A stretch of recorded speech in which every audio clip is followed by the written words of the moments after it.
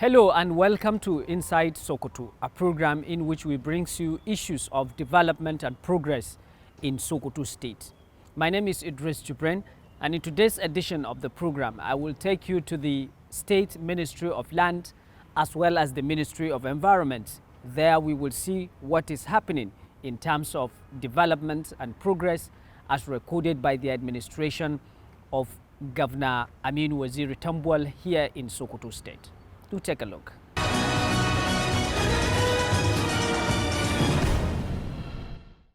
Our ministry is charged with the responsibility of undertaking all the urban roads in the city. That's why all the legacy projects like the Ndima roundabout flyover, Lija flyover, Tasha Ilela to More, to Achida, dualization and alliance span bridge, southern bypass, dualization of southern bypass, dualization of welcome to Sokoto to Shuni. All these projects are under our ministry. We are the client ministry. So why is because the governor, when he comes in, he have the fashion to turn around the infrastructures of the city. Because when we came in as a government, these areas, especially if it is peak hours after market, like the Ndima roundabout, you can spend 3-4 hours, 5 hours before you can reach your own destination. A distance of just not more than 5 kilometers. But I believe with the new flyover, it will ease a lot of problems we are facing in the traffic. And there will be easy movement of goods and services. When the administration came in 2015, we inherited two major projects. One is Kalambina Housing Estate, which we believe it has been completed, and willing occupants, willing civil servant and other business community were allocated with all the houses. In Kalambina, they are completed. And the other one is in Gera Salake, it's another 500 housing units. We inherited it almost 10%, but now it's almost 80, some even reach a 90 something percent. So we are determined to do it.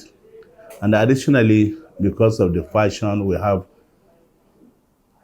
because the governor mandated us to make sure that we reduce the housing deficit in the state, a new city was created.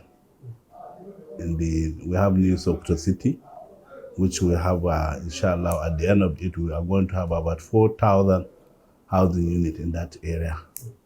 For now, the Federal Housing Authority, Federal Mortgage Bank, they have completed their own houses there. So other developers are there, some at infrastructure stage. They already constructed road, drainages, they bring light and everything. So what remains is to make sure they start work directly. 80 to 85% was covered.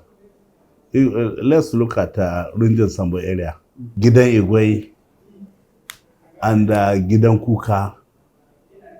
I think they have about all their road network that have been constructed. The newly constructed road network for that area.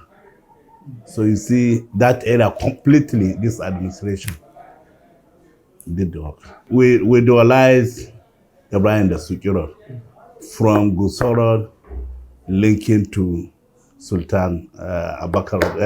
I think that is Sultan Abakar. So Ibrahim the Sukiro was dualized by this administration. Then this road again, Agay Road, from Mongoro Road to Agay Road, and from Buiwa Clinic to Bapara Estate. It's a tied road by this administration. And this from Polaris Bank to Western bypass is constructed by this administration, and the Metuta Road is dualized by this administration. Waziri Abbas too is dualized. So you see, we cannot say 100% we have done everything, but still we have some challenges that we are facing, which very soon we are going to address them. Like the Columbine Housing Estate, we allocated to civil servants, but they are to pay on the monthly deduction from their salaries. And those who are not civil servants, they pay in terms of installment agreed terms of payment. Continuity is assured.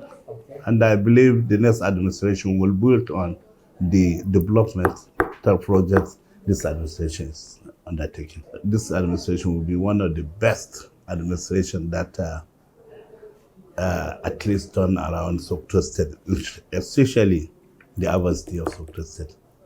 Because I believe with 2 flyovers, with the dualizations of the so many roads, Metuta Road, Waziri Abbas Road, Tasha Ilela, these are major critical roads, especially that of Tasha Ilela, because it's a gateway to the Sokoto from the eastern part of it, and from Niger too.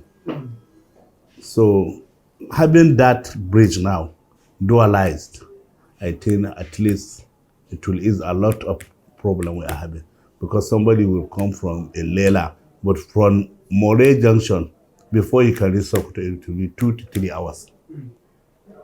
In addition to what my commissioner has said, there are some federal government agencies who applied for land to either have an accommodation or office. Recently, we launched the housing development of civil defense at Milgoma. They are going to construct 550 houses for their workers. And the land was given by the government free of charge. All the monies required for payment of compensation was given by the government. And close to us here, the Shokage Secretariat is an office accommodation of civil defense. That land was given free of charge to civil defense. There are some agencies also who have applied for a land, and it was given free of them. They are presently constructing their offices. So it's part of the achievement of this administration. It has done it to so many federal agencies. There are additional of 2 bridges, one at Renjin Sambo and the other one at Rijadura. We inherited, I think, 2 bridges, one around Ahmad Bello and the other around Bernkebe Road. That's what we call Bahara Bridge. The other one is constructed by the Alu administration. But this administration far exceeded the achievement of those ones by constructing 2 bridges of international standard. We believe our future generation will use those bridges as well, because they have been constructed at a very good standard. Ministry of Environment is meant to address serious challenges affecting the state in the areas I have just mentioned. So there are so many achievements recorded. First and foremost, there ought to be clean, green environment at all times. In the area of green in the state, make sure that we establish plantations across the state to forestall advancing desertification across the state. We have orchards, roadside plantations, so many of them. In fact, His Excellency is passionate about conducting annual tree planting campaign in order to encourage our people to plant trees and nurture them to to desired level. In the area of cleaning the environment, we also have significant milestones. First and foremost, ensuring that our environment is very clean and conducive. How is that done? The state government had purchased a number of tippers, about 10 tippers at a stretch, at the cost of about 143 million naira, in order to address collection of refuse in certain areas of the state. We also have wheel loaders, also purchased at the cost of 156 million naira, in order to assist the tippers to do that job very well. A menace of erosion is serious. As such, the state government, under the able leadership of the governor, made a giant stride in that area. We have just completed the Mabera to Dunwada 18.59 kilometer storm water management project at the cost of 2.2 billion naira. It's a collaboration between state government and the World Bank in order to address the flood as well as erosion itself, because they come together. Once the flood is addressed, erosion menace will go to the bay. Every year during the rainy season, make sure that the campaign is sustained. Encourage members of the public to plant trees and nurture them in their areas. This is a very, very important activity.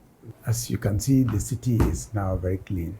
Yes. First and foremost, we make sure that we have the drainages in all nooks and crannies of the metropolis. Besides that, we ensure a regular evacuation of refuse from the drainages. This will go a long way in ensuring clean environment in the metropolis as well as outside the state capital. Trees are planted in order to ensure a very good environment, that there will be no erosion, deforestation, desertification, or what have you. We are doing that and also coming up with many programs. At the moment, the state government, in collaboration with the World Bank, is going to work on the Lugu Dam, reconstruct it, and then rehabilitate the Wurno irrigation project. These are aimed at ensuring clean environment as well as enhancing livelihoods. The thinking behind that regreening program was to involve civil society and NGOs together to partner with government, so that the enterprise of planting trees and protecting them will be owned by the entire community. So we have made remarkable progress in that direction, because recently there was an NGO which on its own undertook the establishment of orchards in some targeted primary schools across the state. And so you see, the school orchard program was geared towards recruiting our youths into the enterprise of planting trees at a young age, so that you have this culture ingrained in them and they grow up with this tradition, which is a very good one. And all these things we did under the regreening program. Then principally again, we noticed that there were some forested areas within the urban metropolis of Sokoto. We call them the greenhouse emission sinks. They are emission sinks because they have they have a cluster of trees in them. One area is this area here, this is for a road. We have the Sokoto garden inside the government house, and you see a lot of trees around here. So we noticed that some of these green areas, we have 7 principal greenhouse gas emission sinks in Sokoto metropolis. Over the years, we have lost some of them to development. This development came as a result of the, from 1999, we have had a burst of urbanization all over the place with the return of democracy. Yeah. So this development has not been so controlled. So some green areas have been lost as a result. So what we tried to do was to get areas that probably have some trees, but the density is not so much, but they have a lot of ground inside the metropolis, and we planted trees there. So in that direction, we were able to plant over 100 hectares from 2020 to date, so that we can return the greenhouse emission sinks, which are very important because that's how we sequester the carbon dioxide produced in the urban center here. Then this program, we extended it to other rural local government areas where we have established shelter belts and what we call woodlots.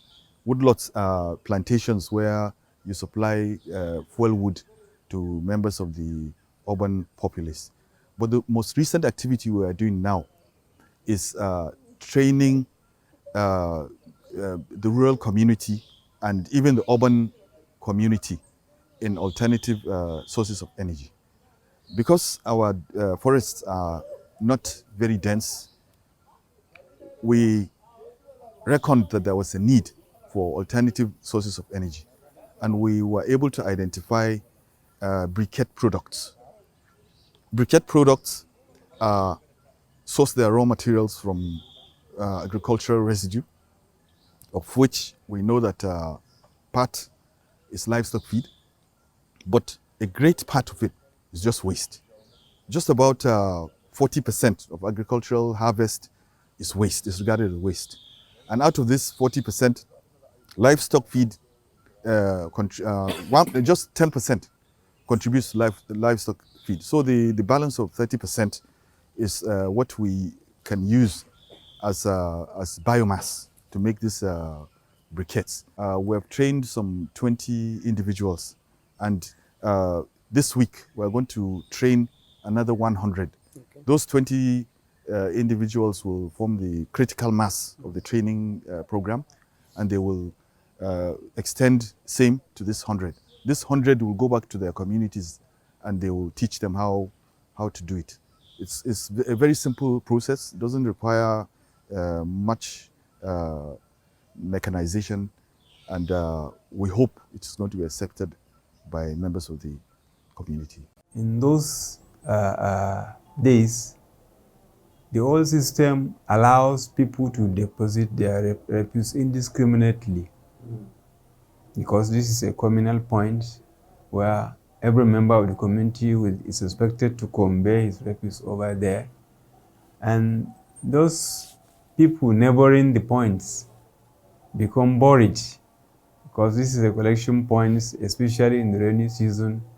The odor is there, and people were complaining repeatedly. Technically, this type of places should not be located where you have a dense population, because there are a lot of risk associated with that. So that is why we decided at the Ministry of Environment to change the system, to modernize it. And gradually we are moving from the old system to the technically accepted system, whereby you now decentralize those points. What I mean by decentralization is, instead of having a single point for the community, you now have each and every household, each and every business premise, each and every institution to have their appropriate container for refuse. and they are expected to place their refuse in those containers, and then vehicles will now come frequently to evacuate the refuse. So if you go around the Sokoto city, you can see those areas that this system is in place are relatively clean. And this is the accepted system of waste evacuation everywhere. We also have a proposed system of recycling the waste, because that is also what is recommended. Technology has taught us that the material that we call waste can be recycled to another useful material. So it will now become wealth. So that system we call from waste to wealth. Or you can also convert from waste to energy, production of energy. So we are in close contact with various professional companies trying to have recycling plants in place in Sokoto State. We have also developed a partnership with the Federal Ministry of Environment in that respect, just to have a recycling plant for us, whether a metal recycling plant, for instance. You can see a lot of our people are gathering those metal materials, and then the middlemen will be coming and buying those materials. You will see by daily a number of trucks carrying this waste, metal waste, to other places. So if we can put in place the company here, then we even need some of these materials to be collected from other areas to us, not us taking the materials outside. That will generate income for the government, it will provide employment for our teeming population, and ultimately the economy of the state will be improved. NUMAP is a World Bank supported project in which the state government is also a co-donor. The project actually came into being in Sokoto State in 2017 with the intention, with the aim, with the objective and the goals of addressing problems relating to environmental degradation, soil erosion, flood, as well as improving the livelihoods of the people of Sokoto State. And over the years, we have earmarked a number of sites for intervention under this project. We were able to actually come to the rescue of a very difficult terrain in the area of Mobira. Terrain here, I'm referring to an area that suffers from perennial floods, urban floods here in Sokoto metropolis. Over 18.5 kilometers of drainage of various sizes was put in place to specifically address the flood issues in Mobira area and the adjoining areas. This is the major work we have implemented under this program, but there are other side activities as well. We have successfully developed and get the approval of engineering interventions of about 5 additional sites. These are the Lugu Dam, the Wurno Irrigation Scheme, the Sakwe Flood Control Works in Tangaza Local Government, the Riverbank Erosion Control Works in Sami Local Government, Durbawa Erosion and the Flood Control Works. All the engineering designs of these sites have been completed. Because of the exigencies of time, we were not able to get physical implementation of work in these sites, but an incoming project to succeed NUMAP is well in place now. It is through this new project that these other site designs that were achieved during NUMAP will be implemented. In addition to the development of engineering design of these sites, we were able, during NUMAP funding, to raise over 2 million tree seedlings of various species for everybody in Sokoto who has interest in tree planting to come, pick, and plant. We have this as part of our achievements, that during this project life, over 2 million tree seedlings of trees were planted. And this will actually translate into a lot of betterment for the environment, ecology, and people in Sokoto State.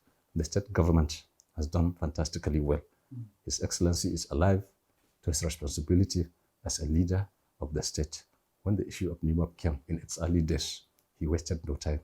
There was no slight hesitation or delay on his part because he has so much confidence in what the World Bank can do through this partnership that Sokoto State went into. And right from the beginning, he made available a counterpart funding of over 1 billion naira to support the activities of this project. And this is a milestone that was not actually witnessed in many other states. And because of this, Sokoto NIMAP in particular went into the nooks and the crannies of this area, the area of Mabera as I am talking of, and all their flood issues are now a thing of the past. The difficulties they suffer, the immense suffering they experienced in a space of say 1 year or 2 years back, they have now all been a part of history. And remember, His Excellency is not actually the issue. This problem in Mabera actually didn't start with him. It has been there for quite some time. At least 2 of his predecessors in office met this problem and nothing was done. It was only during his tenure that he felt that enough is enough, and he took bull by the horn to get that problem solved and addressed. And precisely that is what we did. You need to go around and see for yourself. Interview people freely. They will all attest to the fact that this administration has done very well for them in terms of making their environment free of flood, making their livelihood, making their life much, much easier. Well, that's it, and thanks for watching the Inside Sokoto. You have seen the Ministry of Land, and you have also seen the Ministry of Environment, the things that are happening over there. Clearly, things are going on smoothly here in Sokoto State. My name is Idris Jubrin, and this is where we are going to drop the curtain of the program. Until next week, when I'll bring you another fresh edition. Thank you for watching.